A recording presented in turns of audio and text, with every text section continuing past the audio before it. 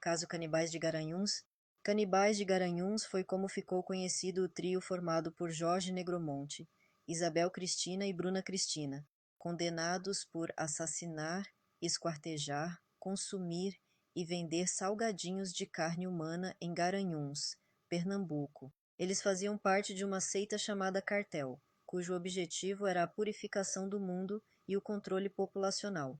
A ingestão de carne humana fazia parte desse processo de purificação. O trio planejava realizar uma quarta morte, que encerraria o ciclo da seita e abriria um portal para o acesso ao paraíso. No entanto, eles foram presos antes de completar esse objetivo. As vítimas do trio foram Jéssica Camila da Silva Pereira, assassinada em 26 de maio de 2008, e Gisele Helena da Silva e Alexandra da Silva Falcão em 2012. A carne das vítimas foi utilizada para fabricar salgados, como empadas e coxinhas, que foram vendidas para a população de Garanhuns, e alguns moradores relataram tê-los comido, sem saber de que eram feitos. Afetado por uma doença mental, Jorge publicou em cartório no mesmo ano o livro Revelações de um Esquizofrênico, no qual narra as alucinações de que padecia desde a infância, bem como o consumo de carne humana e a confecção dos salgados. Em 2012 foram deferidos mandados de prisão preventiva contra eles, após desaparecimento de Gisele e Alexandra. Os corpos foram encontrados enterrados no quintal da casa onde o trio morava. Em 2014, eles foram condenados pelo assassinato de Jéssica. Em 2018, pela morte de Gisele e Alexandra. As penas foram aumentadas em 2019. Assassinatos. Morando em Garanhuns, Jorge Beltrão Negromonte da Silveira, Isabel Cristina Pires da Silveira e Bruna Cristina Oliveira da Silva formavam um triângulo amoroso e, ao mesmo tempo, uma seita. A ingestão da carne humana faria parte de um processo de purificação. Jorge disse que cada morte equivaleria a um aspecto: ar, terra, água e fogo. Uma quarta morte, portanto, encerraria o ciclo da seita, pois seria aberto o portal para o acesso ao paraíso. A vítima já teria sido escolhida, mas o trio foi preso antes que o crime ocorresse. Jéssica Camila da Silva Pereira foi assassinada em 26 de maio de 2008 no município de Olinda. Moradora de rua, foi convidada para morar com o trio. Na época, tinha 17 anos e uma filha de 1 ano. O casal, que não tinha filhos, planejou ficar com a criança depois de matar sua mãe, o que foi feito. Jéssica foi imobilizada no banheiro da casa e em seguida levou um corte de faca na jugular. Todo o seu sangue foi retirado com a ajuda de um garrote. Depois, seu corpo foi esquartejado e a pele retirada. A carne foi fatiada e guardada na geladeira. No dia seguinte, foi ingerida grelhada, depois de temperada com sal e cominho. A criança também comeu da carne da mãe. O resto foi enterrado em forma de cruz no quintal. Alguns fragmentos do corpo foram encontrados no chão e emparedados. Antes de se mudarem para a cidade de Conde, na Paraíba, eles jogaram no lixo o que havia sido enterrado. Gisele Helena da Silva, com 31 anos, desapareceu em fevereiro de 2012 e Alexandra da Silva Falcão, com 20 anos, no dia 15 de março. A carne de ambas, possivelmente das nádegas e coxas, foi utilizada para fabricar salgados, como empadas, que eram vendidas para a população de Garanhuns. Ao G1, moradores da cidade relataram que poderiam ter comido os salgados. Enquanto alguns disseram que o gosto estava normal, outros alegaram que a empada parecia muito salgada ou pastosa. Descoberta. No dia 9 de abril de 2012, foram deferidos mandados de prisão preventiva contra o trio, além de mandados de busca e apreensão em sua residência, pois havia a suspeita de que Gisele e Alexandra pudessem estar lá, conforme explicou o delegado Wesley Fernando, responsável pelo caso. Quando a primeira sumiu, a família foi à delegacia e abrimos um procedimento para investigar.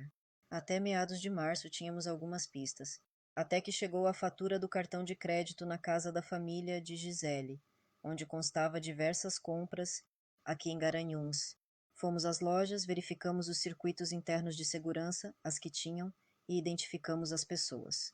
Na manhã de 11 de abril de 2012, os corpos foram encontrados enterrados no quintal da casa. A filha de Jéssica, então com 5 anos de idade, e ainda morando com o trio, foi a peça-chave para a descoberta dos corpos. Ela procurou o delegado no local e falou que o pai, ela o identificava como pai, teria matado as duas mulheres, descrevendo o crime. Depois disso, já na delegacia, uma das indiciadas confessou e apontou onde os corpos estavam. Foi descoberto que as mulheres desaparecidas haviam sido esquartejadas e o rosto da primeira desaparecida estava desfigurado. Um dia depois, a casa foi vandalizada e depois incendiada por moradores de Garanhuns, revoltados com o caso. O fato não afetou significativamente as investigações. A polícia também encontrou a certidão de nascimento da criança. Uma das suspeitas assumiu que usava o nome da mãe da criança e dizia que a menina era sua filha. A criança ficou sob os cuidados do Conselho Tutelar. Condenação. No dia 14 de novembro de 2014, em júri popular, o trio foi condenado pela morte de Jéssica em 2008. Jorge Beltrán o recebeu a pena de 21 anos e 6 meses de reclusão e 1 ano e 6 meses de detenção, e Isabel da Silveira e Bruna da Silva receberam a pena de 19 anos de reclusão e 1 ano de detenção. Pelas outras duas mortes, o júri popular determinou no dia 15 de dezembro de 2018 a reclusão de Jorge Beltrão, por 71 anos, Isabel da Silveira, por 68 anos, e Bruna da Silva, por 71 anos e 10 meses.